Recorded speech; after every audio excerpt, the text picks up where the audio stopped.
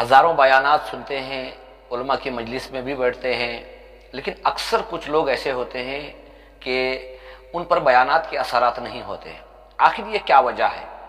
تو میرے بھائیوں، خاص بات آپ کو آج میں یہ بتاؤں گا کہ اکثر انسان بیت الخلاء کو جانے میں جلد بازی کرتا ہے اور سنتوں کا خیال نہیں رکھتا، تو اس وجہ سے وہ بیت الخلاء کے اندر کے جو وسوسہ پیدا کرنے والے جو خناس ہیں، ان کے اثرات ہم پر ایسے حاوی ہو جاتے ہیں کہ دین کی مجلس کا ہم پر اثر نہیں ہوتا۔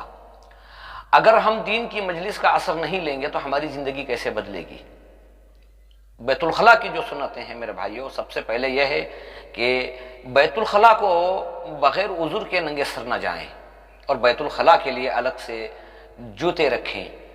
دوسرا، کمی پیش 10 قدم پہلے ایک دعا پڑھ لیں کہ اللہم انی اعوذ بک من الخبث والخبائث، اور بایاں پیر رکھ کے اندر جائیں، اور بیت الخلاء سے جب فارغ ہوں تو ایک دعا پڑھیں الحمدللہ الذی عن العزا وعن الافعانی۔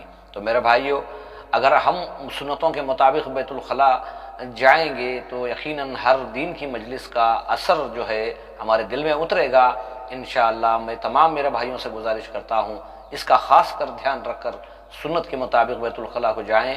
اللہ سبحانہ وتعالی ہر دین کی مجلس کا، ہر حق بات کا ہمیں اثر ظاہر کرے گا اور ہمارے دل میں اس کا یقین اتارے گا۔ اللہ سے دعا کرو اللہ تعالی ہمیں دین کی صحیح سمجھ عطا فرمائے۔ السلام علیکم۔